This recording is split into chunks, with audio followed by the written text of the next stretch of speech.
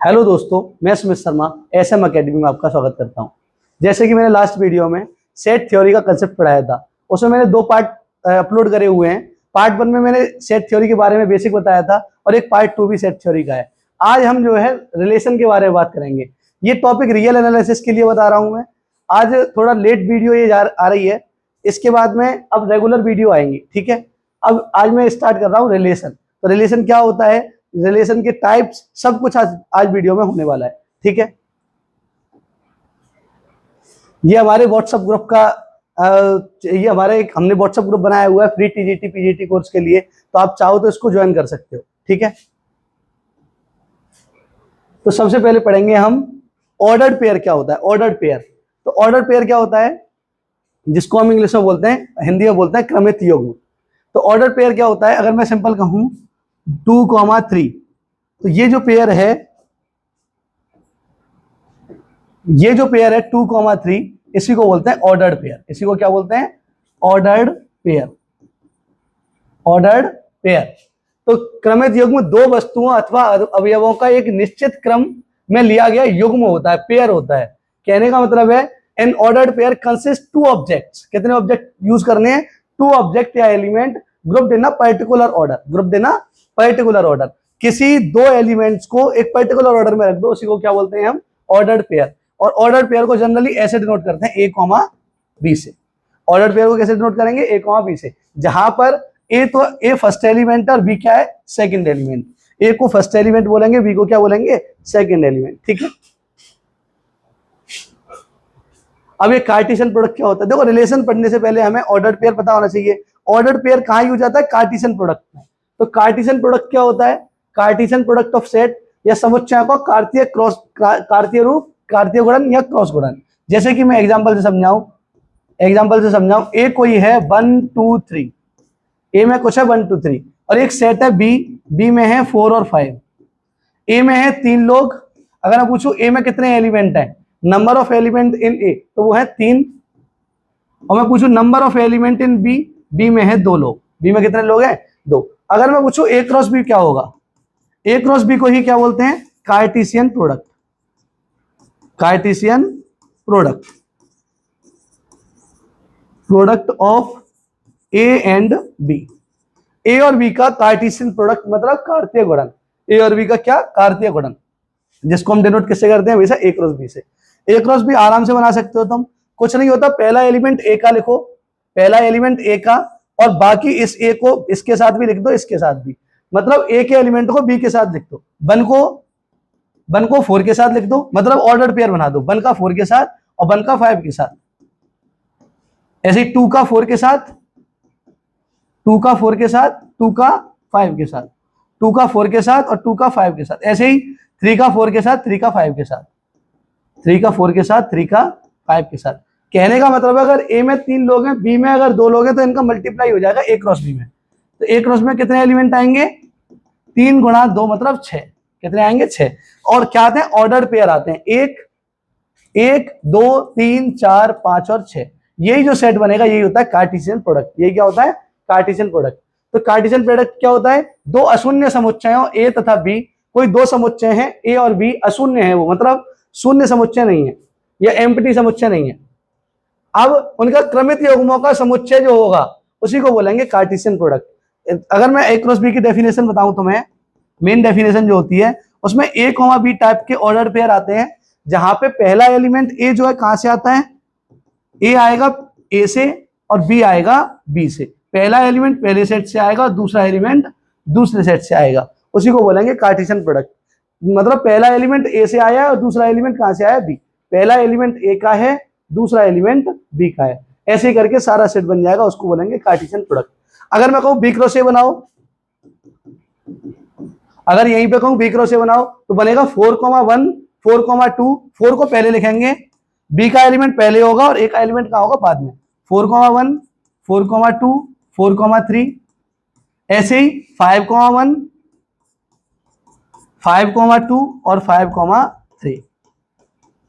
एक बात और, कभी 4,1 कभी 1,4 के बराबर नहीं होगा, ये बात याद रखनी है। 4,1 कभी 1,4 के बराबर नहीं होगा। ये बता रहा है x पे 4 और y पे 1, और ये बता रहा है y पे 1 और x पे 4, तो ये दोनों कभी बराबर नहीं होंगे। ठीक है, तो यही होता है कार्टेशियन प्रोडक्ट। a में अगर 1 2 है, b में अगर 3 4 है, तो a क्रॉस b में होंगे 1 3 1 4 और 2 3 2 4, 1 3 1 4 2 3 2 4। ठीक है, पहला एलिमेंट a का होगा, दूसरा एलिमेंट कहाँ का होगा, b का। ऑर्डर्ड पेयर होते हैं ये। ठीक है, इंपॉर्टेंट पॉइंट ये मैंने बता दिया। अगर a में m लोग हैं और b में n लोग हैं एलिमेंट्स, a में m एलिमेंट है, b में n एलिमेंट है, तो कोई पूछे a क्रॉस b में कितने एलिमेंट होंगे, तो वो होंगे a के एलिमेंट इंटू b के एलिमेंट, मतलब m इंटू n आंसर। जैसे अभी वाले क्वेश्चन में अभी वाले क्वेश्चन में क्या था, a में 3 एलिमेंट थे और b में 2 एलिमेंट थे, तो टोटल हो गए थे 6 एलिमेंट। ठीक है, तो ये फॉर्मूला होता है a क्रॉस b में एलिमेंट बताने का। इसके बाद कुछ प्रॉपर्टी होती है, जैसे कि पहली प्रॉपर्टी बता दी, a क्रॉस b में एलिमेंट देख रहे हैं तो a के एलिमेंट इंटू b के एलिमेंट, a में एलिमेंट इंटू b में एलिमेंट। अगर a क्रॉस b 5 आया है, a क्रॉस b क्या आया है 5, मतलब एम्प्टी सेट, मतलब क्या है एम्प्टी सेट, तो इसका मतलब क्या है कि either a is empty, either a is empty, और या तो a एम्प्टी होगा या b एम्प्टी होगा, b इज एम्प्टी, मतलब या तो a एम्प्टी होगा या b एम्प्टी होगा। कहने का मतलब है अगर मान लो a को मैं एम्प्टी ले लूं और b को मैं कुछ भी ले लूं 2 3 4, तो जब इनका a क्रॉस b बनाओगे तो a क्रॉस b क्या होता है, a के एलिमेंट और कॉमा b के एलिमेंट। अब a में कुछ है ही नहीं, तो यहाँ कुछ नहीं है, तो इसका किसी के साथ पेयर ही नहीं बन पाएगा, तो a क्रॉस b क्या आ जाएगा एम्प्टी। अगर a एम्प्टी हो चाहे b एम्प्टी हो, a क्रॉस b क्या आएगा एम्प्टी आएगा। ठीक है, तो यही है, a क्रॉस b अगर एम्प्टी है तो आइदर a एम्प्टी होगा और b एम्प्टी सेट होगा। ठीक है, a cross b union c, देखो इसको बोलते हैं distributive property, distributive cross under union. ठीक है, क्रॉस का डिस्ट्रीब्यूशन होगा, क्या कहने का मतलब है, देखो अगर a cross b union c, a cross b union c, मतलब a का क्रॉस करना है b और c के यूनियन से, तो तुम्हें कुछ नहीं करना, a का क्रॉस b से कर दो, पहले a का क्रॉस b से कर दो और यूनियन का यूनियन लिखो, यूनियन का यूनियन लिखो, फिर a का क्रॉस c से कर दो, a का क्रॉस c से। तो ये प्रॉपर्टी होती है डिस्ट्रीब्यूटिव प्रॉपर्टी। ऐसे ही ये काम करती है इंटरसेक्शन वाली, अगर a का क्रॉस करना हो b इंटरसेक्शन c से, तो a का क्रॉस पहले b से कर दो, a का क्रॉस b से, और इंटरसेक्शन का इंटरसेक्शन लिखो, फिर a का क्रॉस c से। a का क्रॉस किससे कर दोगे, c से। ऐसे ही माइनस में भी काम करती है, a का क्रॉस b से कर दो माइनस a का क्रॉस c से कर दो। तो ऐसे ही ये वाली प्रॉपर्टी इंपॉर्टेंट है, ये प्रॉपर्टी इंपॉर्टेंट है। ये क्या है, अगर a cross b intersection c cross d हो, a cross b intersection c cross d हो, तो अगर इसको हमें a cross b intersection c cross d हो, तो इस केस में क्या करेंगे, देखो ऐसे समझो, अगर हमें या डायरेक्ट भी कर दो, a का ये इंटरसेक्शन है, तो ये क्या होगा, अलग अलग हो जाएगा, a का इंटरसेक्शन c से हो जाएगा और क्रॉस b का इंटरसेक्शन d से हो जाएगा, b का इंटरसेक्शन किससे हो जाएगा, d से। a का इंटरसेक्शन c से हो जाएगा और फिर b का इंटरसेक्शन किससे हो जाएगा, d से हो जाएगा। ठीक है, तो ये हो जाएगा तुम्हारा। ऐसे ही सेम देखो ये वाला, ये हो गया। ठीक है, अब अगली प्रॉपर्टी देखो, ये क्या है, a क्रॉस, ये भी इंपॉर्टेंट प्रॉपर्टी है, ये दोनों ही, ये दोनों a cross b dash, a cross b dash union c dash का भी डैश, यूनियन c डैश का भी डैश। देखो एक डी मॉर्गन लॉ पढ़ाया है मैंने, डी मॉर्गन लॉ क्या होता है, ये पढ़ाया है सेट थ्योरी में। वो क्या होता है, a इंटरसेक्शन c के लिए कर दे रहा हूं, a इंटरसेक्शन c का डैश करना हो तो a डैश, यहां इंटरसेक्शन है तो यहां यूनियन आएगा c dash, a dash union c dash, इसको बोलते हैं De Morgan law, De Morgan law. तो देखना, अगर मैं इसको b और c के लिए करता, अगर मैं इसको किसके लिए करता, यहां b और c के लिए, बी और सी के लिए, तो B dash union C dash. अब बताओ इसमें रखो इसे, A cross B dash union C dash का मान क्या होता है? B dash union C dash होता है बी इंटरसेक्शन सी का डैश, बी इंटरसेक्शन सी का डैश। और पहले से भी डैश लग रहा है, डैश का डैश करने पे डैश हट जाता है। मैंने ये भी पढ़ाया है कि ए डैश का डैश करोगे तो ए ही आएगा। तो अगर मैं इसका डैश का डैश करूं तो क्या मिलेगा? A cross B intersection C. और मैंने क्या बताया, इंटरसेक्ट क्रॉस क्या होता है? डिस्ट्रीब्यूटिव होता है। तो ये डिस्ट्रीब्यूटिव हो सकता है, ए का क्रॉस बी से भी हो जाएगा और इंटरसेक्शन का इंटरसेक्शन ए का क्रॉस सी से भी हो जाएगा, ए का क्रॉस बी से भी, फिर ए का क्रॉस सी से भी। तो यही प्रॉपर्टी है, ए का क्रॉस बी से और इंटरसेक्शन ए का क्रॉस सी से, यही वाली प्रॉपर्टी आ जाएगी। ठीक है, इससे आगे एक यहां पे कर लो लास्ट वाली, बताओ A cross B dash intersection C dash का डैश। तो ये क्या लिख रहा है? डी मॉर्गन्स लॉ क्या कहता है? अगर यहां इंटरसेक्शन है तो बी यूनियन कर दो सी का होल डैश कर दो, और एक पहले से भी डैश है, डैश से डैश हट गया तो क्या मिलेगा? A cross B union C. अब यूनियन क्या होगा? ये भी डिस्ट्रीब्यूटिव, तो A cross B union A cross C, तो A cross B union A cross C. तो लास्ट वाली ये सारी प्रॉपर्टी इंपोर्टेंट है, इसमें लास्ट तीन ज्यादा इंपोर्टेंट है, पेपर में आई हुई है। ठीक है, ये सातवीं तो पेपर में आई हुई है। ठीक है, अब अगर ए सबसेट हो बी का और सी सबसेट हो डी का, ए बी का सबसेट है और सी डी का सबसेट है, तो ए का क्रॉस अगर सी से करूं तो वो सबसेट आएगा बी का क्रॉस डी से। दो सीधा सीधा समझो, ए तो सी बी से छोटा है और सी डी से छोटा है, तो इनका क्रॉस भी बी क्रॉस डी से छोटा होगा। सबसेट मतलब कम एलिमेंट होते हैं उसमें। ठीक है, अगर ए बी का सबसेट है तो ए क्रॉस ए इसका सबसेट होगा A cross B intersection B cross A का। तो ये भी याद करने वाली बात है कि ए अगर ए सबसेट है बी का तो देन ए क्रॉस ए किसका सबसेट होगा? सबसेट होगा A cross B intersection B cross A. ठीक है, डायरेक्ट याद करने वाली प्रॉपर्टी है intersection B cross A. A subset है बी का, देखो ए तो बी से छोटा है, तो अगर मैं पूछूं ए क्रॉस सी तो ये भी छोटा होगा बी क्रॉस सी से। अब सी क्या है? सी कोई भी सेट है, सी कोई भी सेट है। देखो सी तो फिक्स है ना, दोनों में सी दोनों में फिक्स है, और ए तो बी से छोटा है ही, तो ए बी से छोटा है तो ए छोटा मतलब सबसेट है। ए और ए अगर बी का सबसेट है तो ए क्रॉस सी भी बी क्रॉस सी का सबसेट होगा। ठीक है, तो ये प्रॉपर्टी हो जाएगी। ये बात तो याद रखने वाली है, A cross B cross A के कभी बराबर नहीं होता भाई, कभी बराबर नहीं होता। यदि ए और बी बराबर ना हो तो, अगर ए और बी बराबर नहीं है तो A cross B cross A के बराबर नहीं होगा। अगर ए क्रॉस बी और अगर ए और बी बराबर हैं, यदि ए और बी बराबर हैं, अब ए क्रॉस बी बराबर हो जाएगा ए क्रॉस बी के।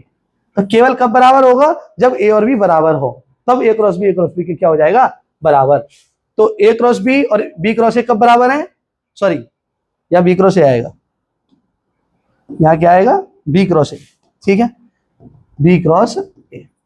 तो A cross B cross A के कब बराबर होगा? जब ए और बी बराबर हो। If and only if condition होती है, बोथ वेज इंप्लाइज होता है। ठीक है, और ए और बी बराबर नहीं है तो कभी ए क्रॉस बी बराबर नहीं आएगा किसके? बी क्रॉस ए के। ठीक है, यदि ए में ए या बी इनफाइनाइट हो, या तो ए इनफाइनाइट सेट हो चाहे बी इनफाइनाइट सेट हो, ए क्रॉस बी उनका इनफाइनाइट आएगा। ए क्रॉस बी उनका क्या आएगा? इनफाइनाइट। कब? या तो ए इनफाइनाइट हो या बी इनफाइनाइट हो। ऐसे ही तो एक वो भी पढ़ाई है, या तो ए एम्प्टी हो या बी एम्प्टी हो, ए क्रॉस बी क्या आएगा उनका? एम्प्टी आएगा। ऐसे ही इनफाइनाइट का है, आइदर ए इज इनफाइनाइट और B is infinite, then A cross B is also infinite set. ठीक है, ये वाली इंपॉर्टेंट प्रॉपर्टी, इससे क्वेश्चन आता है पेपर में, इससे क्वेश्चन हमेशा आता है पेपर में। ये क्या है? ए और B if A and B be any two non empty sets having n elements. कहने का मतलब क्या है? अगर having n elements in common मतलब अगर ए और बी में कॉमन किससे डिनोट करते हैं? इंटरसेक्शन से। ये मैंने सेट थ्योरी में पढ़ाया हुआ है। ठीक है, ये मैंने सेट थ्योरी में पढ़ाया हुआ है। अगर ए और बी के कॉमन लोग, ए में ए इंटरसेक्शन बी में कॉमन एलिमेंट अगर एन है, कितने हैं? एन है। ए और बी के कॉमन एलिमेंट्स कितने हैं? एन है। देन तुमसे पूछेगा कि ए क्रॉस बी और बी क्रॉस ए में कितने कॉमन है, पूछेगा ए और बी में कॉमन लोग एन है, तो ए क्रॉस बी और बी क्रॉस ए में कितने लोग कॉमन है, तो वो होंगे एन स्क्वायर। वो कितने होंगे, एन स्क्वायर। तो एन स्क्वायर क्या होते हैं, अगर ये मान लो ए और बी में कितने लोग कॉमन है, 3 है, तो ए क्रॉस बी और बी क्रॉस ए में कितने होंगे, 3 का स्क्वायर, 3 का स्क्वायर। तो ए क्रॉस बी और बी क्रॉस ए में कॉमन पूछेगा तो वो होते हैं एन स्क्वायर। वो कितने होते हैं, एन स्क्वायर। ठीक है, दैट इज अगर इंटरसेक्शन में ए क्रॉस बी के, ए और बी के इंटरसेक्शन में एन है, तो ए क्रॉस बी और बी क्रॉस ए के इंटरसेक्शन में एन स्क्वायर होंगे। ठीक है, यही ये सारी प्रॉपर्टी है क्रॉस की, कार्टेशियन प्रोडक्ट की। अभी रिलेशन की तो बात ही नहीं हुई, अब आया रिलेशन। रिलेशन क्या होता है, रिलेशन क्या होता है, अगर मैं सिंपल कहूं एक लाइन में, तो relation is the subset of A cross B. Relation क्या होता है, ए क्रॉस बी का क्या होता है, सबसेट। ए क्रॉस बी के लोग ही ए क्रॉस बी के एलिमेंट ही क्या बन जाते हैं, रिलेशन। तो रिलेशन होने के लिए पहले ए क्रॉस बी आना चाहिए, और ए क्रॉस बी क्या होता है, कार्टेशियन प्रोडक्ट। ठीक है, तो ए और बी दो नॉन एम्प्टी सेट हैं, then a relation R from A to B is the subset of A cross B. तो रिलेशन क्या होता है, रिलेशन को आर से डिनोट करते हैं। A relation is the from A to B, A से बी पर, is the subset of A cross B. मतलब ए क्रॉस बी के संबंध को क्या बोलते हैं, ए क्रॉस बी का उपसमुच्चय। ए क्रॉस बी का उपसमुच्चय होता है संबंध। कहने का मतलब है आर जो है उपसमुच्चय होता है ए क्रॉस बी का। उपसमुच्चय मतलब सबसेट। ठीक है, आर किसका सबसेट होता है, ए क्रॉस बी का। ठीक है, अगर आर ए क्रॉस बी का सबसेट है and A comma B belong to R, देखो अगर आर जो है ए क्रॉस बी का सबसेट है, अगर आर ए क्रॉस बी का सबसेट है तो आर क्या बन गया, रिलेशन। आर क्या बन गया, रिलेशन। अगर आर रिलेशन बन गया और यदि ए कॉमा बी रिलेशन में है, तो हम और क्या बोल सकते हैं, हम बोलेंगे देन बी से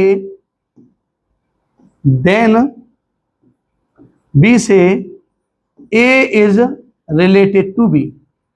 रिलेटेड टू बी, हम बोलेंगे कि ए जो है बी से रिलेट कर रहा है, ए बी से संबंध में है, ए बी से क्या है, संबंध में। एंड डिनोटेड बाई, डिनोट किससे करेंगे, डिनोटेड बाई ए और बी के संबंध को किससे नोट करेंगे, ए बीच में बड़ा आर बनाएंगे और बी, ए जो है बी से रिलेट कर रहा है। अगर ए कॉमा बी आर में हो, अगर ए कॉमा बी आर में हो, तो हम बोल सकते हैं कि ए जो है आर से रिलेट कर रहा है, ए जो है बी से क्या कर रहा है, रिलेट कर रहा है। ठीक है, तो अगर आर संबंध होना चाहिए, आर अगर सबसेट है तो वो संबंध बन जाएगा, और ए कॉमा बी आर में होने चाहिए, तो हम कहेंगे आर, ए जो है आर संबंध द्वारा बी से संबंधित है।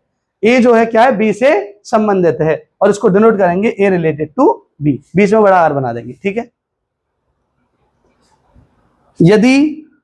यदि आर ए क्रॉस ए का सबसेट है तो उसको आर ए पर संबंध कहा जाता है, ए पर संबंध कहा जाएगा। देखो ए से बी पर हो तो ए से बी पर संबंध कहा जाएगा, अगर अकेले ए से, अगर अकेले किस पर हो, ए पर, तो कहेंगे आर जो है ए पर संबंधित है, ए पर संबंध है।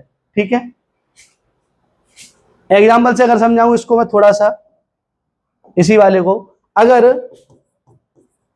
ए में 1 2 3 लोग हैं, 3 एलिमेंट हैं, और बी में मान लो कुछ भी 5 6 2 ही एलिमेंट हैं, तो ए क्रॉस बी बन जाएगा।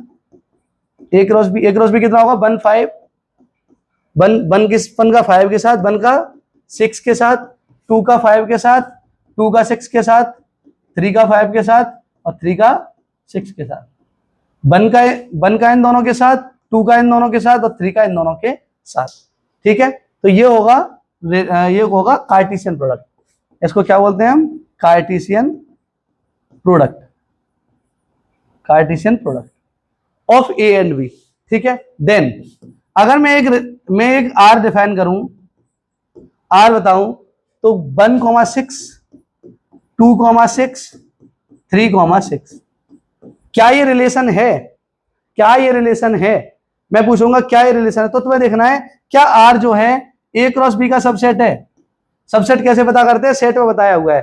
क्या ये वाले एलिमेंट्स इसमें ए क्रॉस बी में भी हैं, तो बिल्कुल है, 1,6 भी है इसमें, 2,6 भी है, और 3,6 भी है। अगर ये तीनों लोग ए क्रॉस बी में भी हैं, तो ये इसका सबसेट हो जाएगा ए क्रॉस बी का। तो ये रिलेशन बन गया, therefore R is a relation.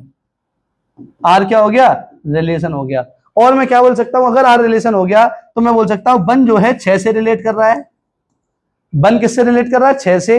To किससे रिलेट कर रहा है, टू भी 6 से कर रहा है। और थ्री भी किससे कर रहा है, 6 से कर रहा है। अगर मैं कहूं थ्री क्या 5 से कर रहा है रिलेट, तो नहीं कर रहा। 5 से क्यों नहीं कर रहा, क्योंकि 3,5 है ही नहीं इसमें। जो रिलेशन में एलिमेंट होंगे उसी को बोलेंगे कि ये इससे रिलेट कर रहा है। अगर ए कॉमा बी आर में है तो ए इज रिलेटेड टू बी बोलेंगे, ठीक है बस। अब डोमेन, कोडोमेन और रेंज क्या होता है, अगर इसी में बात करूं मैं, इसी में बात करूं तो ए को देखो ऐसे बना लो, इसको बोलते हैं तीर आरेख, एरो डायग्राम, ठीक है। यहां पे ए के एलिमेंट लिख लो, यहां पे बी के, यहां पे ए के और यहां पे बी के। तो ए के कितने हैं, 1 2 3, बी के कौन है 5 5 और 6। अब मैचिंग कर दो इसके हिसाब से, रिलेशन के हिसाब से, हमने जो रिलेशन दिया उसके हिसाब से। 1 किससे रिलेट कर रहा है, 6 से। 1 किससे रिलेट कर रहा है, 6 से, तो 1 को 6 से मैच कर दो। 2 किससे कर रहा है, 2 भी 6 से कर रहा है, 2 को भी 6 से कर दो। 3 किससे कर रहा है, 3 भी 6 से कर रहा है, 3 को भी किससे कर दो, 6 से। तो अगर मैं पूछूं डोमेन क्या है, डोमेन, यहां पे 3 शब्द आते हैं। डोमेन को बोलते हैं हिंदी में प्रांत, कोडोमेन, ये रिलेशन बनने के बाद की बात है। अगर रिलेशन बन गया उसके बाद देखेंगे डोमेन, कोडोमेन और रेंज। डोमेन को बोलेंगे, कोडोमेन को बोलेंगे सह प्रांत, और रेंज को बोलेंगे परिसर। डोमेन, कोडोमेन और रेंज। तो डोमेन क्या होता है, डोमेन होता है इनपुट, कहां से एलिमेंट डाले गए। तो ए से एलिमेंट डाले गए तो ए के सारे एलिमेंट मैच कर रहे हैं। अगर मान लो 3,6 नहीं होता तो डोमेन में केवल 2 लोग आते। तो डोमेन में कितने लोग आते, 2। अभी तीनों लोग मैच कर रहे हैं तो डोमेन में तीनों एलिमेंट आएंगे, 1 2 और 3। डोमेन कहां से आता है, ए से, यहां से आएगा डोमेन, यहां से क्या आएगा, डोमेन मतलब प्रांत। यहां से क्या आएगा, कोडोमेन, कोडोमेन। सीधी बात कहूं तो कोडोमेन कुछ नहीं होता, बी होता है, राइट हैंड साइड वाला जो दूसरा सेट है। तो बी ही पूरा क्या हो जाएगा, 5 और 6, यही हो जाएगा कोडोमेन। अब रेंज क्या होगी, रेंज होगी परिसर, जो कोडोमेन का वो एलिमेंट जो मैच किया है। तो मैच कौन सा किया है, केवल 6, केवल 6। तो ये हो जाएगा रेंज। अगर मैं रेंज पूछूं तो अकेला एलिमेंट। रेंज क्या होती है, बी, कोडोमेन के वो एलिमेंट, सह प्रांत के वो एलिमेंट जो मैच करे हैं, जो रिलेट कर रहे हैं एक एलिमेंट से। तो कौन रिलेट कर रहा है, केवल 6, केवल 6 रिलेट कर रहा है, इसलिए रेंज में केवल 6 आया। कोडोमेन में ये दोनों आएंगे और डोमेन में ये तीनों आएंगे। डोमेन कहां से आता है, अगर मैं यहां लिखूं तो डोमेन कहां से आएगा, डोमेन आएगा ए से। और कोडोमेन क्या होगा, कोडोमेन, कोडोमेन पूरा का पूरा बी ही होगा, कोडोमेन पूरा का पूरा बी होगा। और रेंज, रेंज बी से ही आएगी। डोमेन ए से आएगा, रेंज बी से आएगी, कोडोमेन बी ही रहेगा, ठीक है। तो यही है डोमेन, कोडोमेन और रेंज, प्रांत, सह प्रांत और परिसर, परास भी बोलते हैं, ठीक है। परास या यहां पे परिसर भी लिख सकते हैं, परिसर, ठीक है, परास या परिसर। तो डोमेन क्या होता है, किसी संबंध के क्रमित युग्मों के सभी प्रथम अवयवों के समुच्चय को उस संबंध का क्या कहते हैं, प्रांत कहते हैं। फर्स्ट एलिमेंट से जो बनेगा, all first elements, all first elements of ordered pair of a relation is called domain। Domain के फर्स्ट एलिमेंट क्या कहलाते हैं, सॉरी, रिलेशन के फर्स्ट एलिमेंट को क्या बोलते हैं, डोमेन। और फर्स्ट एलिमेंट का ही दूसरा नाम होता है, कहां से आते हैं फर्स्ट एलिमेंट, ए से। अगर कोई रिलेशन ए से बी पर है तो ए से एलिमेंट क्या आएंगे, डोमेन आएंगे, ठीक है। सह प्रांत, वह समुच्चय जिसमें संबंध स्थापित किया गया है उस संबंध का सह प्रांत कहलाता है। सह प्रांत क्या है, पूरा का पूरा B. The set B which is relate, which the relation is defined, जो सेट बी होता है वही क्या है, कोडोमेन है।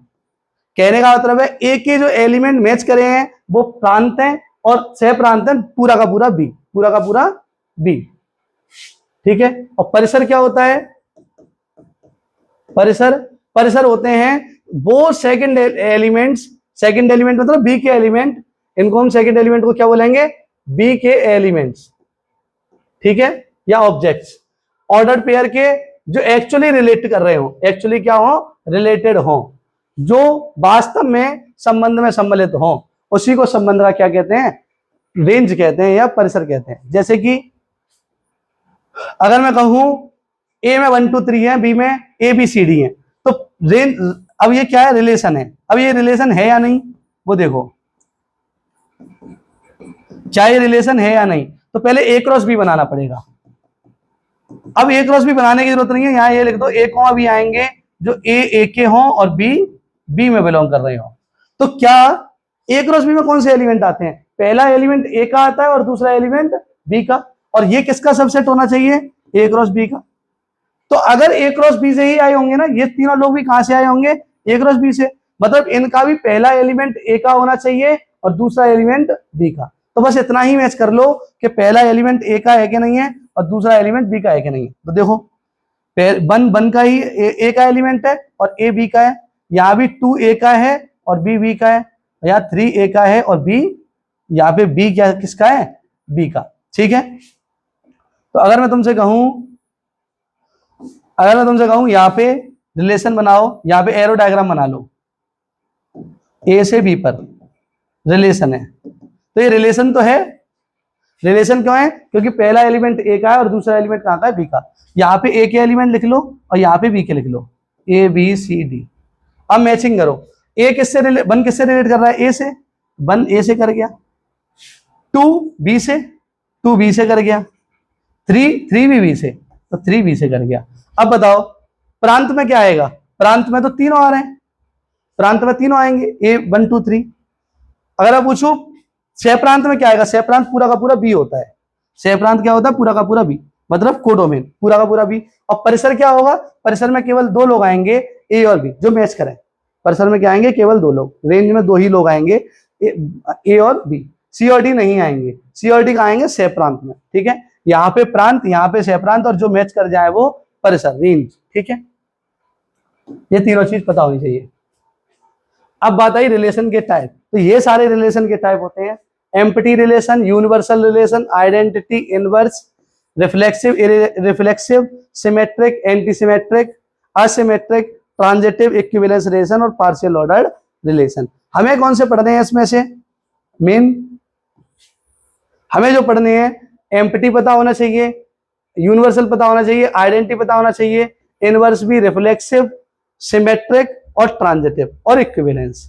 मेन तो ये हैं, रिफ्लेक्सिव, सिमेट्रिक और ट्रांजिटिव, इन तीनों को मिलकर इक्विवेलेंस और बनेगा। मेन ये पढ़ने हैं, लेकिन मैं सारे बता रहा हूं, ठीक है, क्योंकि सब में पता होना चाहिए अंतर, इनसे ज्यादा रिलेशन नहीं होते, यही सारे रिलेशन है, ठीक है। तो सबसे पहले एम्प्टी रिलेशन क्या होता है, 12 रिलेशन होते हैं, ठीक है। सबसे पहले एम्प्टी रिलेशन,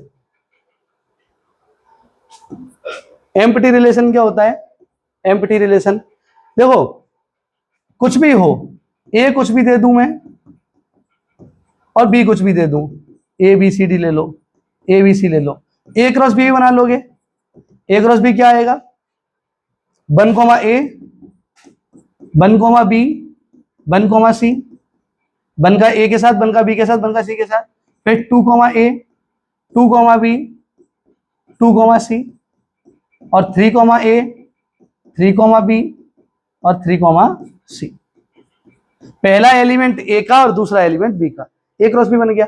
अब मैं पूछूं इसके कितने सबसेट हैं, क्योंकि रिलेशन क्या होता है, देखो पहले रिलेशन होगा, उसके बाद उसके टाइप होंगे, क्योंकि कोई रिलेशन ही नहीं है तो वो उसके टाइप में तो आएगा नहीं। तो रिलेशन क्या होता है, सबसे पहले relation is the subset of A cross B.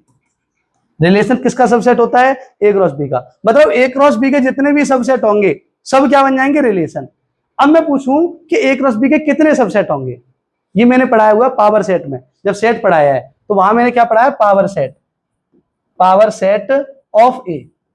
तो उसमें बताया था किसी सेट की पावर बतानी हो तो वो होता है set of all subsets of A, subsets of A, subset of A, मतलब ए के सारे सबसेट्स का भी सेट, उसी को बोलते हैं पावर सेट। अगर आप पूछूं ए क्रॉस बी के कितने सबसेट होंगे, ए क्रॉस बी के कुल उप समुच्चय, उप समुच्चय, ठीक है, उप समुच्चय मतलब subset, total subset of A cross B. वो कितने होंगे? देखो ए क्रॉस बी में कितने एलिमेंट है पहले ये बताओ। ए में अगर, ए में कितने एलिमेंट है यहाँ पे? 3। बी में कितने एलिमेंट है? 3। तो ए क्रॉस बी में कितने बताए मैंने? ए क्रॉस बी में दोनों का मल्टीप्लाई हो जाएगा, 3 इंटू 3, आंसर आएगा 9। तो ए क्रॉस बी में कितने एलिमेंट है? 9। अब किसी के टोटल सबसेट पूछे जाएं तो वो होता है 2 की पावर 9। अगर याद हो तो पावर सेट में कितने एलिमेंट आते हैं? पावर सेट ऑफ ए में वो आता है 2 की पावर n। अगर ए में n एलिमेंट है, ए में कितने एलिमेंट है? n। तो n अगर एलिमेंट है ए में तो उसके कितने सबसेट बनेंगे? वो बनेंगे 2 की पावर n। वो कितने बनेंगे? 2 की पावर n। तो अगर मैं पूछूं इसके कितने बनेंगे सबसेट, क्योंकि रिलेशन क्या है? इसका सबसेट है ए क्रॉस बी का, तो ए क्रॉस बी में कितने लोग हैं? 9। तो इसके जो सबसेट बनेंगे, जैसे इस पे जो रिलेशन बनेंगे वो होंगे 2 की पावर 9। मतलब इतने रिलेशन बन सकते हैं इस ए और बी पर। इस ए और बी पर कितने रिलेशन बन सकते हैं? 2 की पावर 9, मतलब 512। कितने? 512 रिलेशन बन सकते हैं। अब तुम्हें यह भी पता होना चाहिए कौन कौन से सबसेट होते हैं। तो देखो मैंने एक चीज बताई थी कि एम्प्टी सेट जो होता है वो हमेशा सबसेट होता है ए क्रॉस बी का। ए क्रॉस बी के जितने भी सबसेट होंगे, ए क्रॉस बी के जितने भी सबसेट होंगे वो सब रिलेशन बन जाएंगे। होंगे कितने इस केस में? वो होंगे 2 की पावर 9, मतलब 512। 512 सबसेट बनेंगे। कितने सबसेट बनेंगे? 512। अब मैं पूछूं क्या एम्प्टी सबसेट होता है ए क्रॉस बी का? Empty set is the subset of every set. Empty set हर किसी सेट का सबसेट है। तो empty set A cross B का भी सबसेट होगा। ये मैंने बताया था, एम्प्टी सेट हर किसी का सबसेट है। अगर एम्प्टी इसका सबसेट बन गया और इसके सबसेट को क्या बोलते हैं? रिलेशन। तो इसी का नाम है एम्प्टी रिलेशन। क्या नाम है? Empty relation. एम्प्टी रिलेशन क्या होता है? एम्प्टी जिसमें कुछ ना आए, ऐसा रिलेशन जिसमें कुछ ना आए, वही रिलेशन कहलाता है एम्प्टी रिलेशन। जिस संबंध में कोई क्रमित युग्म ना हो, एक भी क्रमित युग्म आए ही नहीं, खाली हो, खाली हो, उसी को बोलेंगे एम्प्टी रिलेशन। और एम्प्टी सेट हमेशा ए क्रॉस बी का सबसेट होता ही है, हर किसी का सबसेट होता है ए क्रॉस एम्प्टी। तो ठीक है, एक और चीज बताई थी मैंने कि ए क्रॉस बी सबसेट होगा ए क्रॉस बी का। एक चीज और बताई थी, every set is the subset of itself. हर एक सेट अपने आप का भी सबसेट होता है। 2 सेट तो मैंने बताई थे, एम्प्टी सेट हर किसी का मिल जाएगा सबसेट, और हर सेट अपने आप का भी सबसेट होता है। तो every set is the subset of itself. हर एक सेट अपने आप का भी सबसेट होता है। ये अगर इसका सबसेट है, खुद ए क्रॉस बी का सबसेट है, तो ये भी क्या बन जाएगा? रिलेशन। ये भी क्या बन जाएगा? रिलेशन। ए क्रॉस बी खुद भी रिलेशन बन जाएगा, और इस खुद का नाम होगा यूनिवर्सल रिलेशन। इससे बड़ा कोई रिलेशन नहीं होने वाला भाई, खुद ही हो गया वो रिलेशन। अब इससे छोटे ही आएंगे ना सबसेट में, इससे बड़ा तो कोई होने वाला नहीं है। तो ए क्रॉस बी खुद हो जाएगा यूनिवर्सल रिलेशन। तो एम्प्टी रिलेशन क्या होता है? ऐसा रिलेशन जो खुद पर ही, वो सॉरी, जो एम्प्टी हो उसको बोलते हैं एम्प्टी रिलेशन। अब यूनिवर्सल रिलेशन क्या होता है? अगर आर जो है ए क्रॉस ए है, आर ए क्रॉस ए के ही बराबर हो जाए, ए क्रॉस ए या ए क्रॉस बी। अब देखो अगर मैं बी को हटाना चाहूं तो हटा सकता हूं, मैं एक ही सेट रखूं और एक सेट पे ही क्रॉस कर लूं तो ए क्रॉस ए बनेगा, ठीक है। तो a relation that contains all possible ordered pair A cross A is called universal relation. मतलब पूरा का पूरा ए क्रॉस ए क्या खुद का सबसेट नहीं होगा? हर एक सेट अपने आप का सबसेट होता है। तो ए क्रॉस ए का भी सबसेट होगा, और इसी का नाम है, इसी रिलेशन को हम क्या बोलेंगे? ए क्रॉस ए को, इसी को बोलेंगे यूनिवर्सल रिलेशन।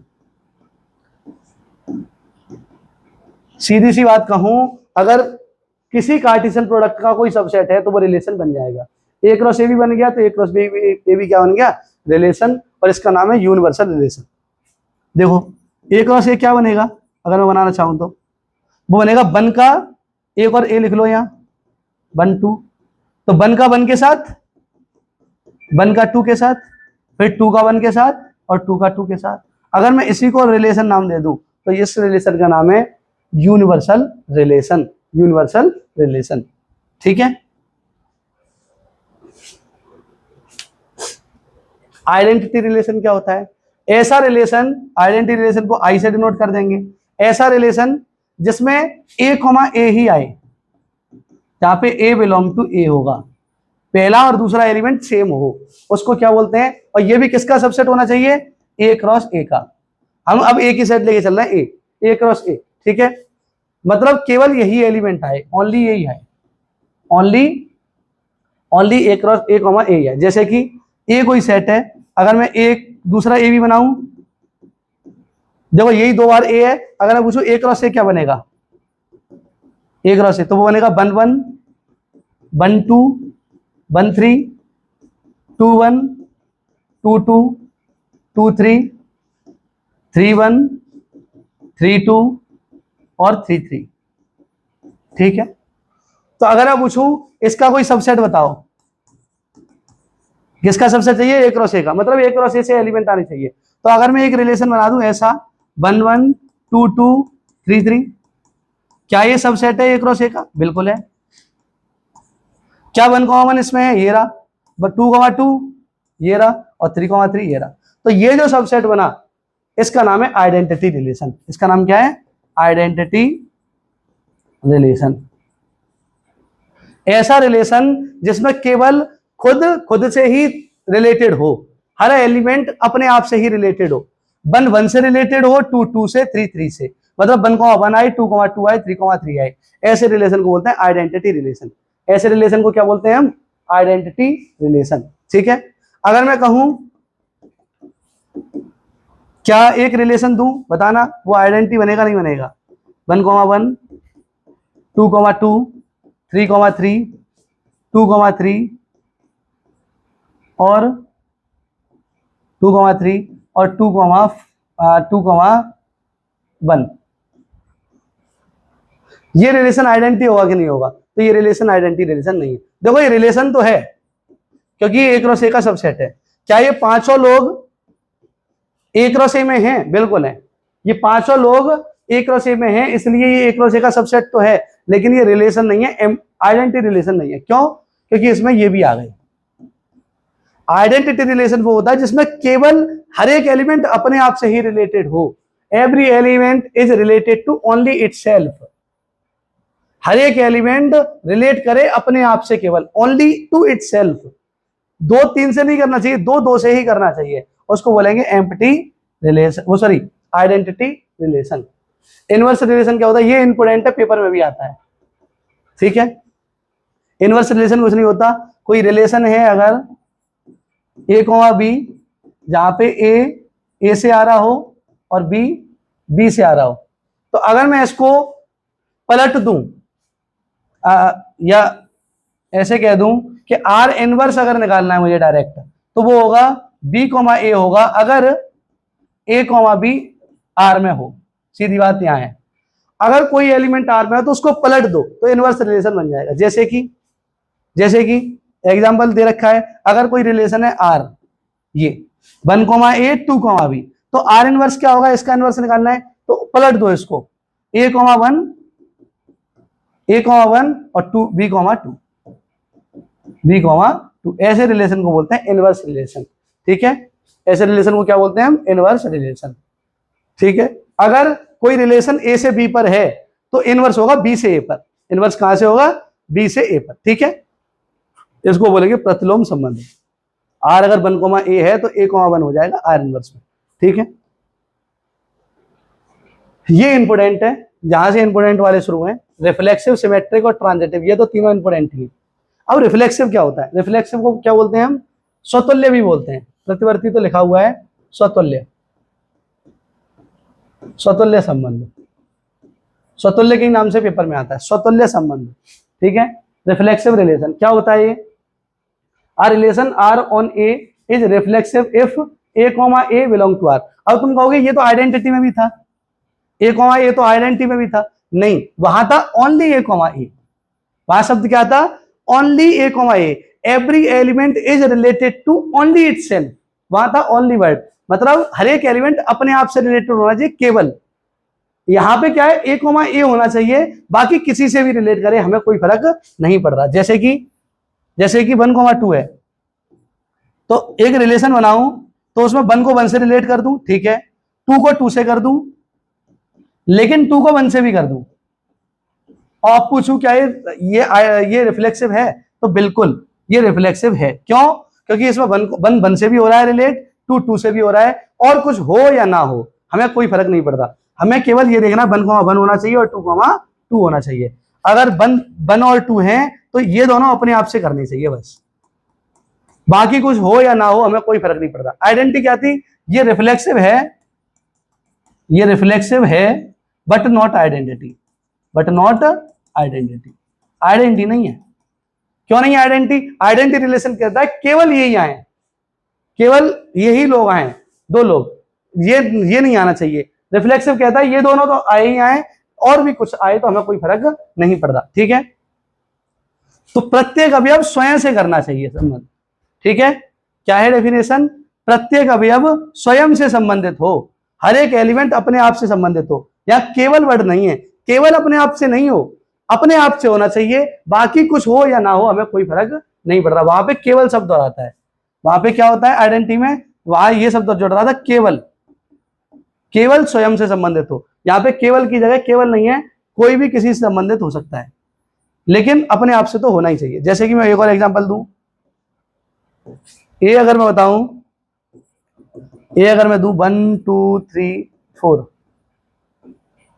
तो अगर मैं एक रिलेशन दूं 1, 2 2, 3 3, 4 1, 1 2, 1 2, 2 3, 3 4, 4, पहले ये देखो क्या ये सारे एलिमेंट इसी के हैं? 1 2 इसी का है, 2 3 इसी का है। अगर इसका नहीं हुआ तो ये रिलेशन ही नहीं बनेगा, संबंध ही नहीं बनेगा, फिर स्वतुल्य कैसे देखें?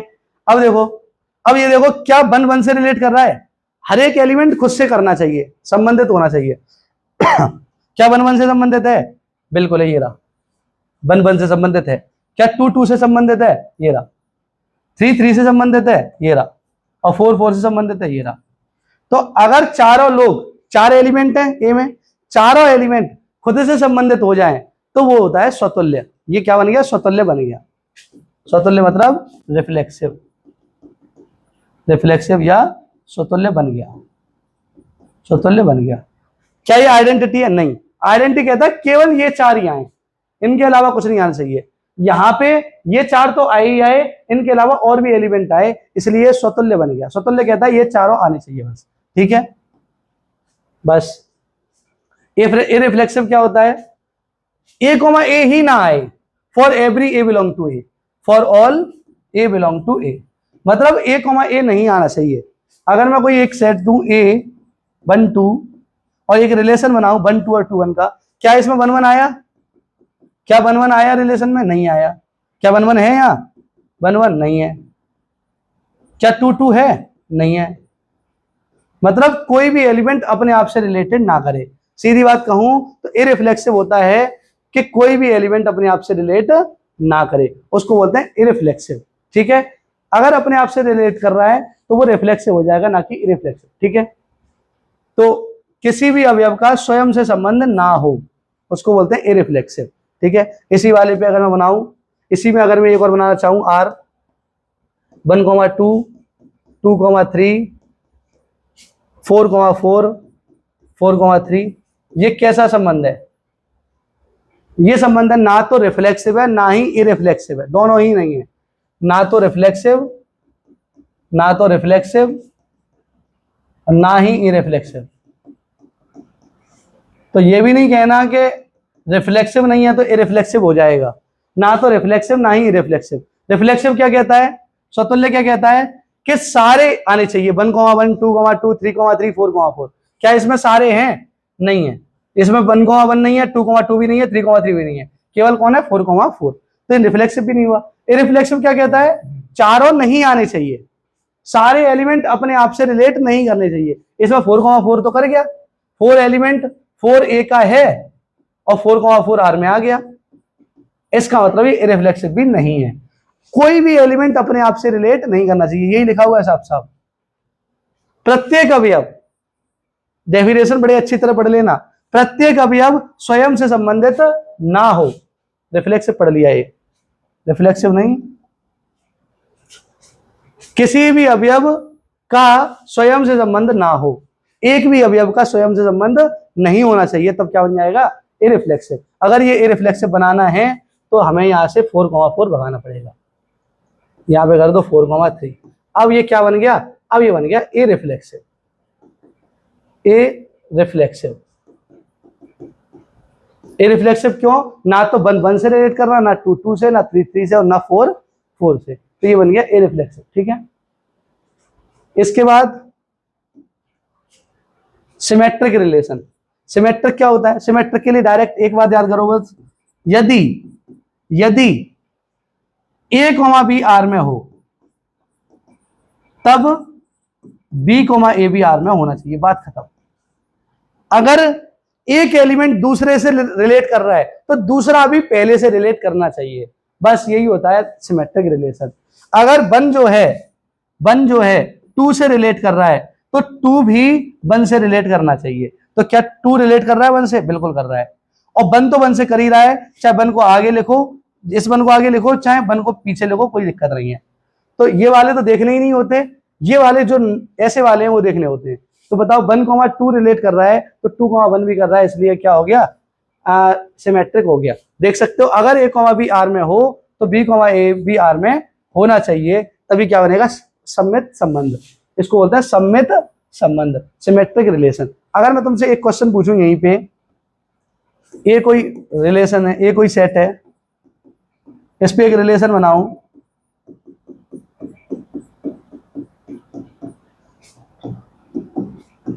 ये बताओ ये क्या है, क्या ये आइडेंटिटी है, आइडेंटिटी, सारे रिवीजन करो।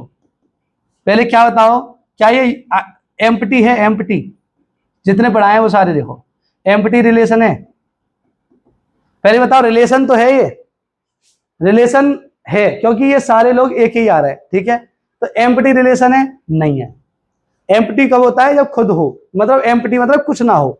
यूनिवर्सल, यूनिवर्सल रिलेशन वो भी नहीं है। यूनिवर्सल क्या होता है, पूरा का पूरा A क्रॉस A बन जाता। A क्रॉस A में कितने लोग आएंगे, 4 इसमें और 4 ही दूसरे A में होंगे, इसी A में, तो 4 चौक 16 एलिमेंट आएंगे, इसमें केवल 3 है। यूनिवर्सल भी नहीं है। आइडेंटिटी, आइडेंटिटी भी नहीं है। आइडेंटिटी क्यों नहीं है, क्योंकि ये चारों खुद अपने आप से रिलेट करने चाहिए। 1 से, 2 से, 3 से, और 4 से। यहाँ पे 4 से नहीं कर रहा। रिफ्लेक्सिव, रिफ्लेक्सिव, रिफ्लेक्सिव भी नहीं है। रिफ्लेक्सिव कब होता है, रिफ्लेक्सिव मतलब स्वतुल्य, उसमें भी चारों लोग तो होने ही चाहिए, हर एक एलिमेंट अपने आप से तो रिलेट करना ही चाहिए, और भी एक्स्ट्रा में आए तो हमें कोई फर्क नहीं पड़ता। यहाँ पे चारों एलिमेंट रिलेट नहीं कर रहे तो रिफ्लेक्सिव भी नहीं होगा। और रिफ्लेक्सिव भी नहीं है। इरिफ्लेक्सिव, इरिफ्लेक्सिव भी नहीं होगा। क्यों, क्योंकि इरिफ्लेक्सिव कहता है एक भी एलिमेंट अपने आप से रिलेट नहीं करना चाहिए। यहाँ पे 3 एलिमेंट ऐसे हैं जो अपने आप से रिलेट कर रहे हैं, वो कहता है एक भी नहीं करना चाहिए अपने आप से, तो इरिफ्लेक्सिव भी नहीं है। अब सिमेट्रिक, सिमेट्रिक बताओ। सिमेट्रिक कहता है अगर एक दूसरे से रिलेट कर रहा है तो दूसरा पहले से करना चाहिए। यदि का बहुत बड़ा महत्व है यहाँ पे, यदि A, B से कर रहा हो रिलेट तो B, A करना चाहिए। तो बताना क्या यहाँ पे कोई A, B है, यहाँ पे तो 1, 1 है केवल, तो 1, 1 को पलटोगे तब भी 1, 1 ही रहेगा। 2, 2 को भी पलटोगे तब भी 2, 2 ही रहेगा। 3, 3 को भी पलटोगे तो वही रहेगा। तो यहाँ पे तो यदि वाला पोर्शन ही नहीं मिलेगा हमें। यहाँ पे यदि वाला पोर्शन कब मिलता, जब मैं एक और एलिमेंट बढ़ा देता 2, 3। अब तुम कहते यहां 2, 3 तो R में है, लेकिन 3, 2 R में नहीं है। 3, 2 R में नहीं है, लेकिन यहां मैंने 2, 3 दिया ही नहीं। तो ऐसे केस में जब यदि वाला पोर्शन ही ना मिले तुम्हें, यदि क्या है, अगर A, B अलग अलग मिले ही नहीं, तो ऐसे केस में सिमेट्रिक हो जाएगा। क्योंकि तुम्हें यदि अगर A, B हो तब देखना है B, A। अगर 2, 3 होता तब देखते 3, 2। अब है ही नहीं। अगर एम्प्टी भी हो, कोई रिलेशन एम्प्टी है, ये भी सिमेट्रिक है। ये भी कैसा है, सिमेट्रिक है। क्यों, क्योंकि अगर A, B होगा तभी तो ढूंढोगे B, A। यहाँ पे A, B है ही नहीं तो B, A मिलेगा कैसे। अगर A, B होगा तब B, A ढूंढोगे, यहाँ पे A, B है ही नहीं, ऐसे केस में सिमेट्रिक हो जाएगा। तो ये रिलेशन सिमेट्रिक है, बाकी कुछ भी नहीं। ठीक है, ठीक है।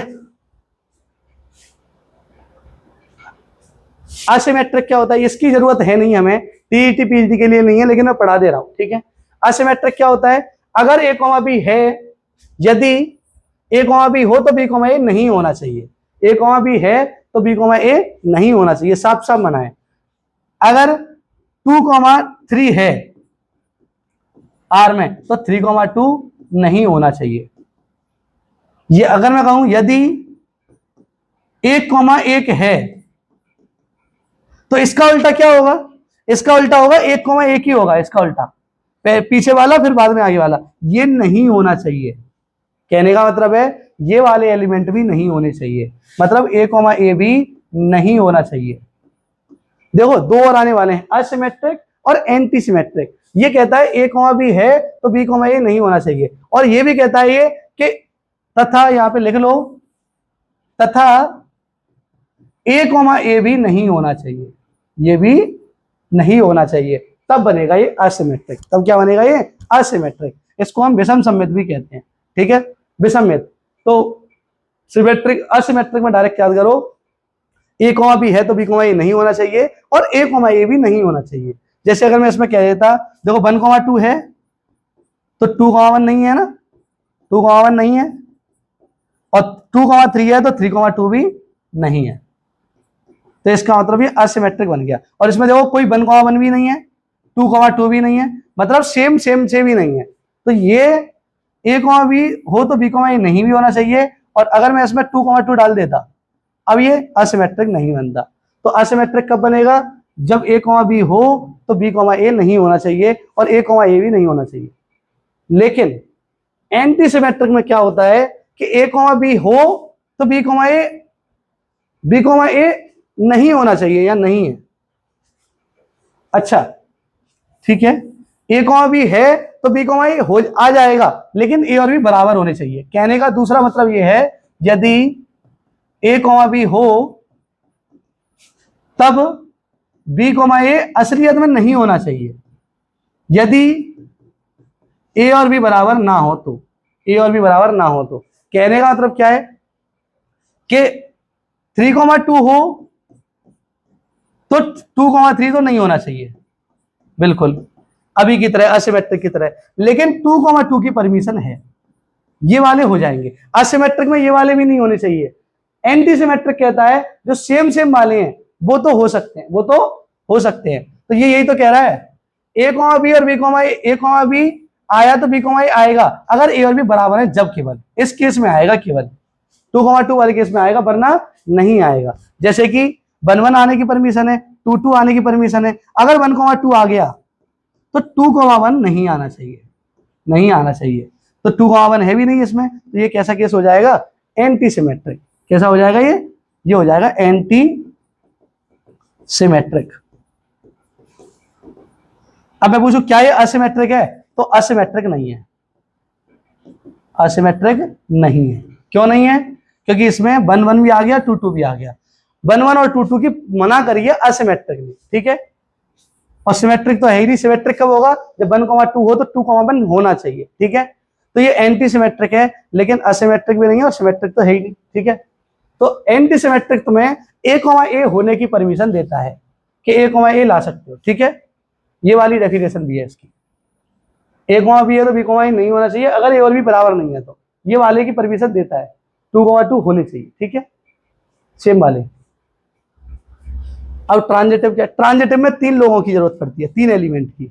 अगर a b से संबंध रख रहा हो और b c से संबंध रख रहा हो तो a c से रखना चाहिए। कहने का मतलब है, अगर 2 लोग हों, यदि a b से संबंधित हो तथा b c से संबंधित हो, तब देखो 2 एलिमेंट पहले से मौजूद होने चाहिए। ट्रांजिटिव होने के लिए 2 एलिमेंट होने चाहिए, इसको बोलते हैं संक्रामक संबंध। संक्रामक भी बोलते हैं, संक्रमणीय भी बोलते हैं, ठीक है। तब a, c आपस में संबंध रखना चाहिए। कहने का मतलब है, a अगर b से है रिलेटेड, b अगर c से है, तो a भी c से रखना चाहिए संबंधित। a अगर b से संबंधित है, b अगर c से संबंधित है, तो a किससे होना चाहिए, c से। यही डेफिनेशन है, a b से होना हो, b c से हो, तो a किससे होना चाहिए, c से। ये याद करने वाली है सारी डेफिनेशन, सोचो ट्रिक से याद हो जाएंगी, डायरेक्ट याद ही करनी पड़ेंगी ये सब। तो बताओ वन किससे रख रहा है? टू से। वन किससे संबंधित है? वन है टू से संबंधित, और टू किससे है? टू है थ्री से। तो क्या वन थ्री से भी है? बिल्कुल, वन थ्री से भी है, इसलिए क्या हो जाएगा? ये ट्रांजिटिव रिलेशन बन जाएगा। अगर आप पूछूं वन वन, एक रिलेशन दू वन वन और टू टू और थ्री टू, ये रिलेशन कैसा है? ये ट्रांजिटिव है। तो ये भी ट्रांजिटिव है। कैसे? देखो, वन वन से होगा तो वन तो वन से है ही। अब इसे किसी के साथ चेक करोगे तो कोई दिक्कत नहीं करेगा, ये इनसे तो कोई दिक्कत होती नहीं है, सेम वालों से, तो ये तो हो ही गए। अगर मैं कहूं थ्री टू से है, अब टू किससे है? थ्री तो टू से है। अब टू को देखो, टू किससे रिलेटेड है? टू टू से ही है, टू टू से ही है, तो थ्री तो टू से है ही ना। तो ये वाले तो देखने ही नहीं है कभी, इन वालों को तो देखो ही मत, ट्रांजिटिव देखो तब, केवल इसको देखो। तो जब हमें दो लोग हो हमारे पास, यदि थ्री टू से है तथा टू और किसी से हो, तब देखेंगे कि तब कुछ ये है कि नहीं है, थ्री और ये वैल्यू है कि नहीं। अब देखो कुछ है ही नहीं ऐसा हमारे पास, थ्री टू से है लेकिन टू किसी से है ही नहीं संबंधित। अब टू टू से तो है, लेकिन ये वाला हमें चेक नहीं करना, ये तो हो ही जाते हैं, ये दोनों तो कर ही देते हैं, ठीक है। तो थ्री टू से है, तो यहां पे हमें सबसे पहले क्या चाहिए? यहां पे हमें दो एलिमेंट चाहिए, ए कॉमा बी और बी कॉमा सी, तभी हम चेक कर पाएंगे कि ए कॉमा सी है कि नहीं। यहाँ पे अकेला एलिमेंट है, दो एलिमेंट है ही नहीं एक्स्ट्रा। अगर दो एलिमेंट होते तब हम तीसरे को चेक करते कि तीसरा है कि नहीं। अगर यहाँ थ्री कॉमा टू है और होता मान लो टू कॉमा वन, अब कहते थ्री टू से है और टू वन से है, अब बताओ थ्री वन से है कि नहीं। तो थ्री वन इसमें नहीं है, इसलिए कहते हैं ट्रांजिटिव नहीं है। तो ध्यान रखना, सबसे पहले हमारे पास ये दो यदि वाली कंडीशन होंगी, तभी हम तब वाली कंडीशन फाइंड करेंगे। यदि हमारे पास यदि वाली कंडीशन ही नहीं है, जैसे कि एम्प्टी सेट, जैसे कि एम्प्टी सेट, एम्प्टी रिलेशन, इसमें कुछ नहीं है। अब इसमें ना तो ए कॉमा बी है और ना ही बी कॉमा सी है। अगर ए कॉमा बी और बी कॉमा सी हुआ तभी तो देखेंगे हम ए कॉमा सी है कि नहीं। अब इसमें कुछ है ही नहीं, तो ये रिलेशन है तुम्हारा ट्रांजिटिव। ट्रांजिटिव फॉलो जब नहीं करेगा जब ए कॉमा बी हो और बी कॉमा सी भी हो, लेकिन ए कॉमा सी ना हो, ए कॉमा सी ना हो। इसमें तो कुछ चेक करने के लिए ही नहीं हमारे पास, ठीक है। ऐसे रिलेशन जिनमें चेक करने के लिए कुछ नहीं होता, वो ट्रांजिटिव भी हो जाते हैं, ठीक है। ऐसे ही सिमेट्रिक भी हो जाएगा ये, ठीक है। इक्विवेलेंस रिलेशन क्या होता है? तुल्यता संबंध।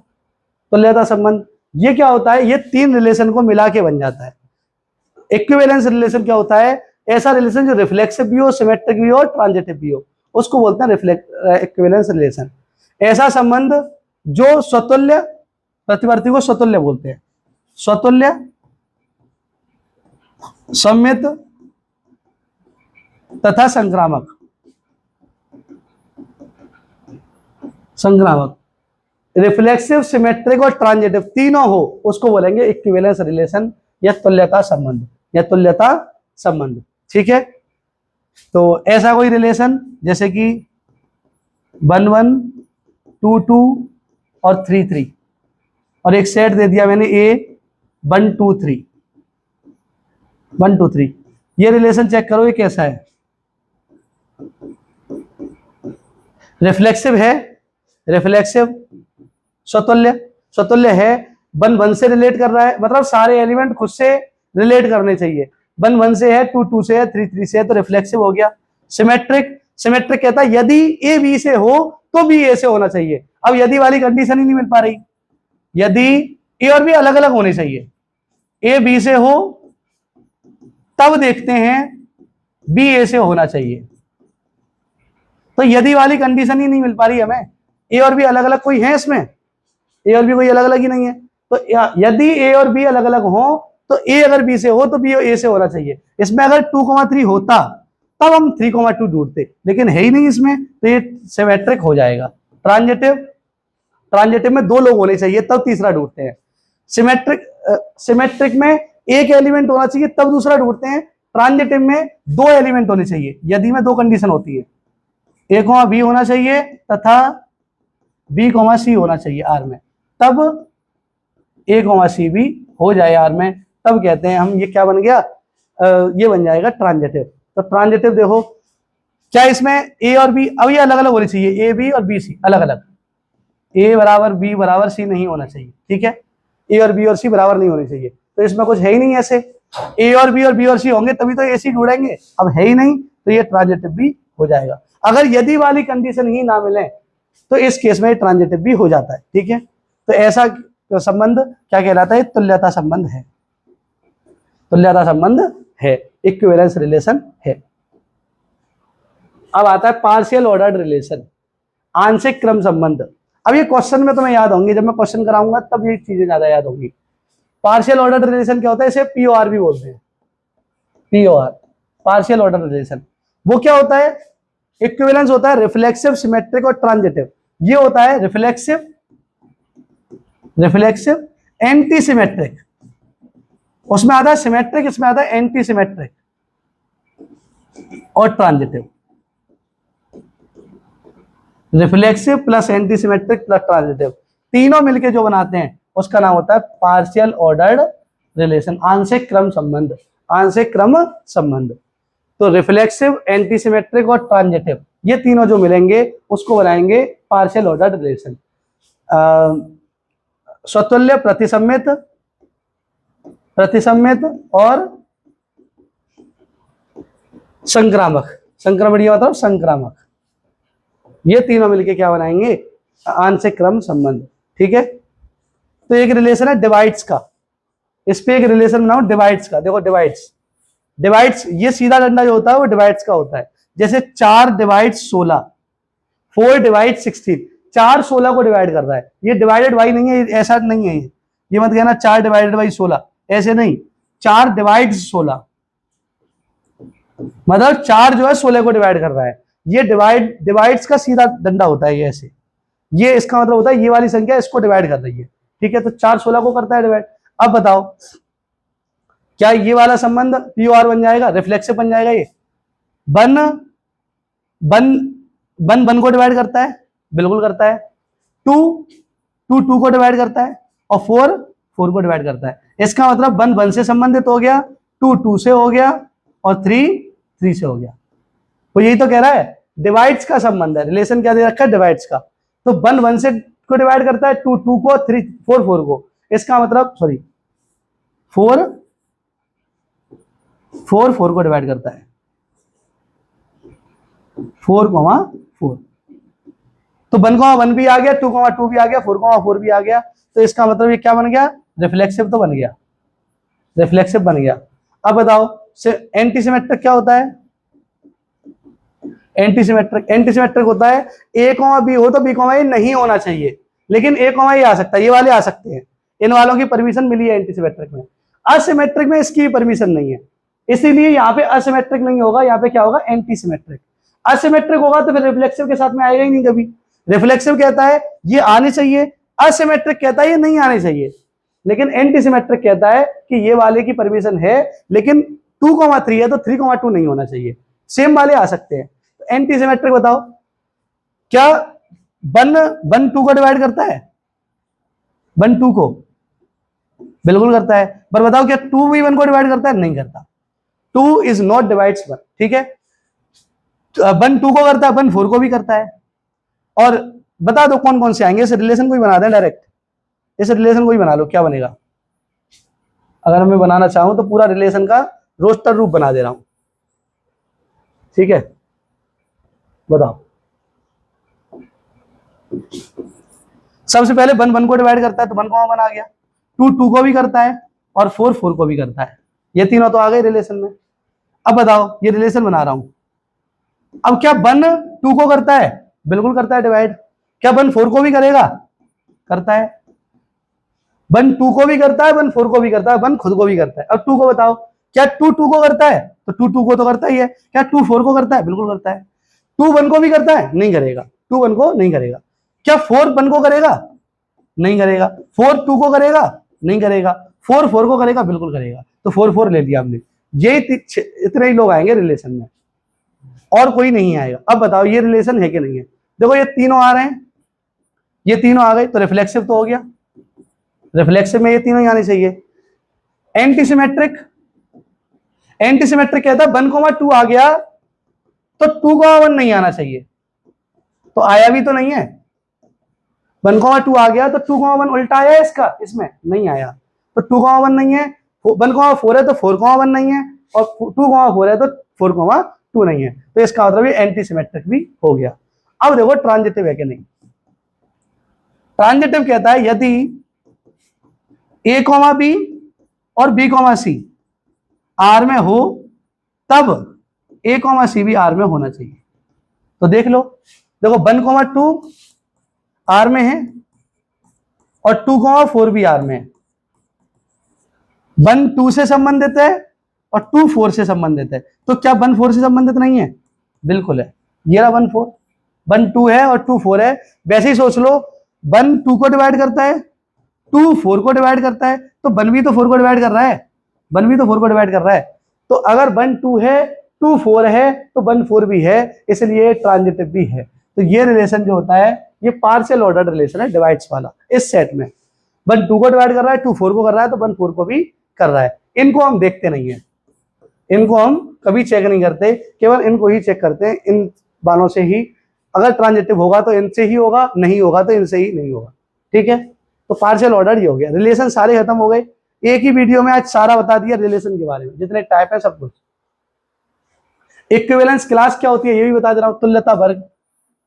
इक्विवेलेंस क्लास, इक्विवेलेंस क्लास क्या होती है, ऐसे नोट करते हैं, तो वो वाले एलिमेंट लिखे जाते हैं ए के, जो ए के वो वाले एलिमेंट जो ए से रिलेट करें, जो ए से क्या करें, रिलेट करें। ऐसे अगर मैं पूछूं इसी वाले में, अच्छा वो इक्विवेलेंस रिलेशन भी होना चाहिए। रिलेशन कैसा होना चाहिए, इक्विवेलेंस रिलेशन भी होना चाहिए, तुल्यता संबंध होना चाहिए, उसके बाद कुछ होगा। क्या होना चाहिए, तुल्यता संबंध। ठीक है, अगर मैं कोई एग्जांपल यही दूं, ये कोई सेट है 1 2 3 4 का, अगर मैं कोई रिलेशन बनाऊं 1 1 2 2 3 3 3 3 और 4 4 और 2 1 1 2, इतना ही है बस। अब बताओ क्या ये, पहले सोचो ये तुल्यता संबंध है, इक्विवेलेंस है। इक्विवेलेंस के लिए रिफ्लेक्सिव होना चाहिए, सिमेट्रिक और ट्रांजिटिव। तो रिफ्लेक्सिव तो है, ये चारों आ रहे हैं तो रिफ्लेक्सिव हो गया। सिमेट्रिक में 2,1 आ रहा है तो इसका उल्टा भी आ रहा है, तो 2 सिमेट्रिक भी हो गया। और ट्रांजिटिव कहता है 2 1 से संबंधित है और 1 2 से, तो 2,2 भी तो है, 2,2 भी तो है इसमें। 2 1 से है, 1 2 से है, तो 2,2 भी तो है, ये भी हो गया। अब बताओ अगर मैं पूछूं इसमें इनकी क्लास बताई जाती है, 1 की क्लास, तो 1 की क्लास में वो लोग आएंगे जो 1 से रिलेट कर रहे होंगे। तो 1 से कौन रिलेट कर रहा है, 1 से 1 रिलेट कर रहा है एक तो, ठीक है। 1 से 2 भी रिलेट कर रहा है, तो 1 की क्लास में दो ही लोग आएंगे, 1 और 2। 1 वो वाले एलिमेंट आएंगे जो ए के, अगर ए का पूछा गया है, ए की क्लास पूछी गई है, क्लास को ऐसे नोट करते हैं इस ब्रैकेट से, तो वो वाले एक्स आएंगे ए के जो ए से रिलेट कर रहे हैं, जो ए से क्या कर रहा है, रिलेट। अगर मैं पूछूं 2 की क्लास बताओ, तो 2 किस किस से रिलेट कर रहा है, 2 2 से कर रहा है एक तो, और यहां पे 2 1 से भी कर रहा है, तो 1 और 2 ही आएंगे। 2 2 से भी कर रहा है, 2 1 से भी कर रहा है। अगर मैं पूछूं 3 की क्लास बताओ, तो 3 किससे रिलेट कर रहा है, यहाँ पे 3 3 से कर रहा है, केवल 3 3 से ही कर रहा है और किसी से नहीं कर रहा, तो 3 की क्लास में केवल 3 ही आएगा। अगर मैं पूछूं 4 की क्लास बताओ, तो 4 की क्लास में केवल 4 ही आएगा। तो वो वाले एलिमेंट ए के पहले रिलेशन कैसा होना चाहिए, इक्विवेलेंस रिलेशन, तुल्यता संबंध होना चाहिए। फिर अगर उनकी क्लास पूछी गई है तो वो एलिमेंट आएंगे जो इस एलिमेंट से रिलेट कर रहे होंगे। तो 1 से कौन कौन रिलेट कर रहा है, 1 कर रहा है और 2 कर रहा है, 1 से 1 कर रहा है और 1 से 2 कर रहा है, तो 1 की क्लास में कौन आ जाएंगे, 1 और 2, ऐसे ही 2 के साथ, ऐसे ही 3 के साथ और ऐसे ही 4 के साथ। तो ये होता है इक्विवेलेंस क्लास। ठीक है, उदाहरण दे रखा है, ए कोई सेट है, इस पर एक रिलेशन बनाया है कि मॉड ए बराबर मॉड बी हो। इस रिलेशन को क्या हम बना सकते हैं बताओ, जिनका वो वाले एलिमेंट लेने हैं, वो वाले एलिमेंट रिलेट कर रहे हैं जिनका मॉड बराबर है। जिनका मॉड क्या है, बराबर। तो देखो 1 1 से तो हो गई, क्योंकि 1 का मॉड 1 के मॉड के तो बराबर है ही, तो 1 1 से हो जाएगा। क्या 1 -1 से भी होगा, बिल्कुल। 1 का मॉड और -1 का मॉड भी तो बराबर है, तो 1 -1 से भी रिलेट करेगा। अब माइनस और 2 से करेगा 1, 1 2 से नहीं करेगा, क्योंकि 1 का मॉड और 2 का मॉड बराबर नहीं है। वो वाले एलिमेंट रिलेट करेंगे जिनका मॉड बराबर है।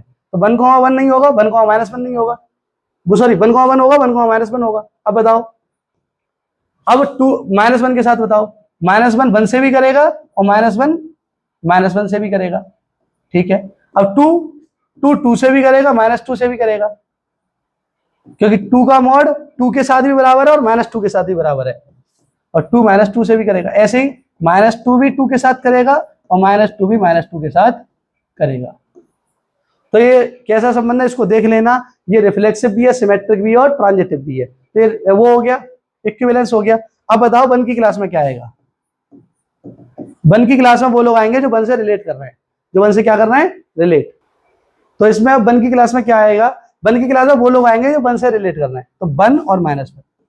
1 के साथ मॉड कौन कौन 1 रख रहे हैं? तो 1 रख रहा है और -1। ऐसे ही 2 की क्लास में -1 2 और -2, ऐसे ही -1 की क्लास भी यही होगी और -2 की क्लास भी यही होगी। तो क्लास में वही लोग आते हैं जो रिलेट करते हैं आपस में, ठीक है। अब काउंटिंग और रिलेशन और याद कर लो, ये बड़े काम करेंगे। अगर मैं पूछूं ए में अगर m लोग हैं, m एलिमेंट है, बी में अगर n एलिमेंट है, तो a क्रॉस बी में तो बता चुका हूं m क्रॉस n होंगे, m इंटू n। अगर मैं पूछूं टोटल नंबर ऑफ रिलेशन कितने बनेंगे, कुल संबंधों की संख्या, तो ये भी बताई थी मैंने, 2 की पावर में रख देना इनको, 2 की पावर m इंटू n। क्यों आया 2 की पावर में? क्योंकि संबंध क्या होते हैं? इसके उपसमुच्चय, a क्रॉस बी के उपसमुच्चय, सबसेट, यही क्या होते हैं? संबंध। और उपसमुच्चय कितने होते हैं? 2 की पावर a क्रॉस बी के एलिमेंट, a क्रॉस बी में कितने हैं? m into n। तो 2 की पावर m इंटू n होते हैं कुल संबंधों की संख्या, ठीक है। अगर a में भी m एलिमेंट हो और a क्रॉस a ही हो मान लो, तो a क्रॉस a में कितने हो जाएंगे? m square, m into m मतलब m स्क्वायर। अब टोटल संबंध कितने बनेंगे? 2 की पावर m स्क्वायर, 2 की पावर n स्क्वायर या 2 की पावर m स्क्वायर। अगर a और b बराबर हो जाए तब, तो na में अगर n लोग हैं तो a क्रॉस a में कितने होंगे? n इंटू n मतलब n स्क्वायर। और कुल संबंध कितने बनेंगे? कुल संबंधों की संख्या होगी 2 की पावर n स्क्वायर, ठीक है। काउंटिंग ऑफ स्पेशल रिलेशंस, विशिष्ट संबंधों की संख्या कितनी होगी? ये तुम्हें याद रखना है, इसके वैसे तरीका है याद करने का, लेकिन अभी के लिए तुम डायरेक्ट याद कर लो, जब मैं क्वेश्चन कराऊंगा वहां पे इनका तरीका बता दूंगा पूरा। टोटल संबंध कितने होते हैं? अगर a में n एलिमेंट है, a में कितने एलिमेंट है? n, ठीक है। तो संबंध बताया टोटल नंबर ऑफ रिलेशन कितने बनेंगे। तो अगर मैं पूछूं टोटल रिलेशन कितने बनेंगे, तो वो तो 2 की पावर n इंटू n हो जाएगा, n इंटू n मतलब 2 की पावर n स्क्वायर, 2 की पावर n स्क्वायर। अगर मैं पूछूं रिफ्लेक्सिव कितने बनेंगे, तो ये फॉर्मूला डायरेक्ट याद रखना है। अगर a में n एलिमेंट है, ये इससे क्वेश्चन आता ही आता है, मोस्ट इंपोर्टेंट है ये, यहीं से क्वेश्चन आएगा पेपर में। तो वो होता है 2 की power n into n minus 1 या 2 की power n square minus n, 2 की power n square minus n। और सिमेट्रिक क्या होता है? 2 की power n plus 1 upon 2, n plus 1 upon 2। और ट्रांजिटिव का कोई फॉर्मूला हमारे पास नहीं है फाइंड करने का कितने रिलेशन होते हैं। सिमेट्रिक कितने, ये याद कर लेना, ये दोनों रिफ्लेक्सिव होंगे 2 की power n square minus n और सिमेट्रिक होंगे 2 की पावर n प्लस 1 अपॉन 2, 2 की पावर n प्लस 1 अपॉन 2। ये दोनों फॉर्मूलों से क्वेश्चन पेपर में आता ही आता है, ठीक है। ये 2-3 रिजल्ट है, इनको भी याद कर सकते हो। R और S दो इक्विवेलेंस रिलेशन है, तो R इंटरसेक्शन S भी रिलेशन होगा, लेकिन यूनियन की कोई गारंटी नहीं है। ये बात पेपर में डायरेक्ट आ जाती है कि अगर दो रिलेशन है A और B और दोनों इक्विवेलेंस है, तो उनका इंटरसेक्शन तो हमेशा इक्विवेलेंस आएगा, इंटरसेक्शन तो हमेशा इक्विवेलेंस आएगा। लेकिन union of two equivalence relation, union की कोई गारंटी नहीं है। So it is not necessarily जब आता है कि हमें कोई गारंटी नहीं है, हो भी सकता है और नहीं भी। यूनियन तो हो भी सकता है और नहीं भी, लेकिन इंटरसेक्शन हमेशा होगा। ये यूनियन हमेशा दिक्कत करता है। जब भी यूनियन के बारे में आए तो यूनियन में हमेशा याद रखना है कि यूनियन हो भी सकता है या नहीं, इंटरसेक्शन की हमेशा गारंटी होती है, ठीक है। अगर R एक इक्विवेलेंस रिलेशन है तो R इनवर्स भी इक्विवेलेंस रिलेशन होगा। मतलब कोई अगर रिलेशन इक्विवेलेंस है तो उसका इनवर्स रिलेशन भी क्या होगा? Equivalence relation. आज हमने ये सारे रिलेशन का पूरा जितना भी रिलेशन होता है, जितने भी टाइप होते हैं वो सारे कंप्लीट कर लिए हैं, पूरे कंसेप्ट हो गए। वीडियो तो भली बड़ी हो गई है, लेकिन रिलेशन का सारा हमने पूरा जितना भी कंसेप्ट होता है सारा कंप्लीट कर लिया है। अब अगली वीडियो जो लेके आऊंगा वो फंक्शन की होगी, फिर उसके बाद सेट, रिलेशन और फंक्शन तीनों के जितने भी क्वेश्चन आए हुए हैं वो सारे करेंगे। अगर वीडियो पसंद आई हो तो सब्सक्राइब करो, और लाइक शेयर एंड सब्सक्राइब तीनों चीज करो, ठीक है।